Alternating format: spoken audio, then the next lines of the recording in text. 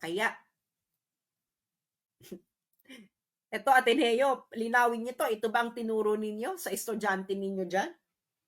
Ang DOJ ay competent judicial authority?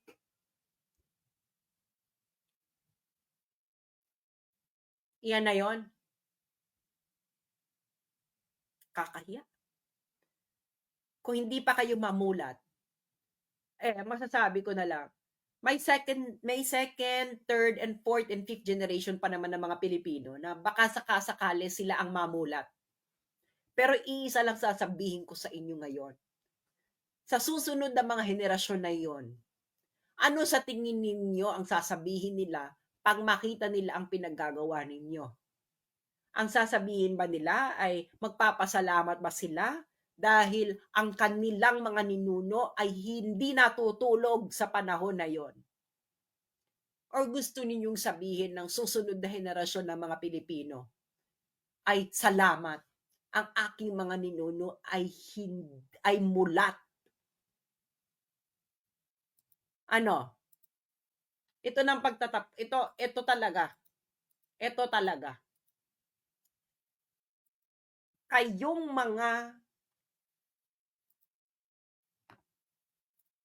mga Pilipino, okay? Lalo na yung mga nagbubunyi, ganyan.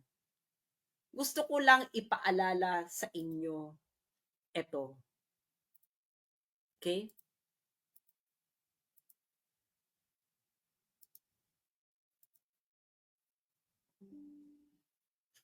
Yan. Naalala niyo si Tony Blair? So, dati siyang British Prime Minister. Noong 2003, kasama ni Bush, in-invade nila ang Iraq. Binomba nila ang Baghdad. And that war was illegal. Maraming nasawi. And take note, hindi sila tumutugis ng adik, ng kriminal. Sila ay they are just really killing Iraqis, innocent Iraqis. Ang kailangan lang naman nila si Saddam Hussein. In 8 years, ang namatay sa Iraq ay at least 300,000. Itong si Tony Blair, okay? War crime yun eh. Illegal yun eh. Alam nyo ba ang ICC, ayaw siyang i-prosecute. 300,000. 8-year period, 300,000. At least 300,000. Tapos sa warrant of arrest nila kay Digong, itong si Tony Blair, mastermind talaga siya nung Iraq War. Mastermind siya. Nandun sa report eh. Siya talaga ang directly responsible. Dito sa warrant of arrest ni Duterte, na isang Asian, hindi puti, hindi galing ng Western country, ang accusation ay indirect co-conspirator. At ilan? In an 8-year period, at least 19 and at least 24.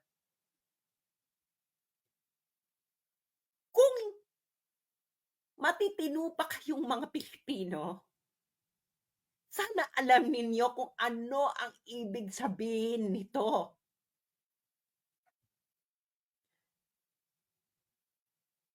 Kung hindi nyo alam ang ibig sabihin nito,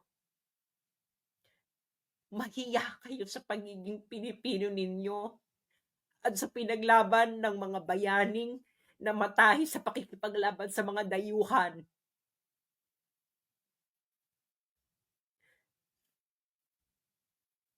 Kung hindi nyo alam kung anong ibig sabihin nito, mahiya kayo sa mga nagbuwis ng buhay ng napakaraming Pilipino laban sa mga dayuhang nanakop sa Pilipinas. Huwag kayong humarap sa monumento ni Rizal o ni Bonifacio. Mahiya kayo kung hindi nyo alam ibig sabihin ito.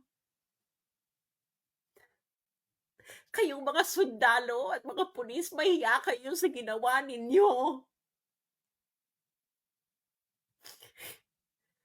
Mahiya kayo sa mga ninuno nating nagbuwis ng buhay nila sa pakikipaglaban sa mga dayuhan. Nakikita ninyo ang diferensya?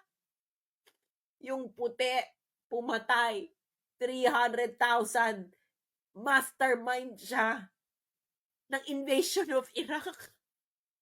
Hindi man lang kriminal yung mga nandun. Ayaw i-prosecute ng ICC. Yung presidente ninyo, ang tinutugis ay kriminal, adik, drug pusher. Ang akusasyon, indirect co-conspirator, at least 19 and at least 24. Yung isa at least 300,000, ayaw mong i-prosecute. Kung hindi nyo alam ang ibig sabihin dito, mahiya kayo sa pagiging Pilipino ninyo. Dahil hindi nyo alam kung anong nangyayari sa mundo at kung anong ginagawa sa inyo ng mga dayuhan. Bilang Asyano at bilang Pilipino. Nagbubunyi ngayon ng ICC dahil meron silang First Asian. Ano?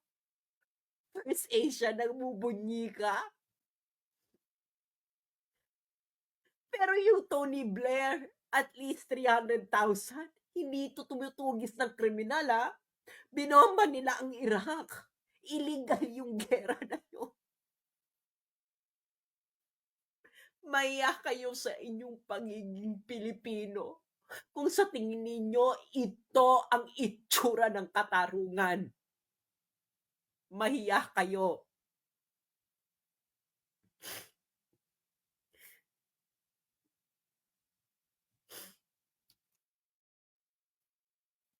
Kayong mga sundalo't Pilipino, mahiya kayo sa mga pagiging Pilipino ninyo, hindi kayo Pilipino.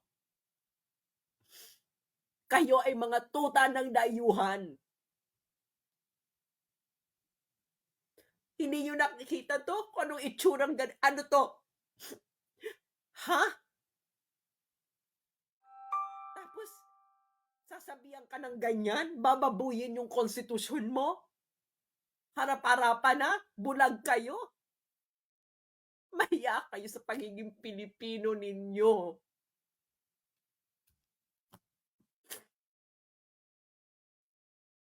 Sige nga, ipaliwanag nyo nga yan.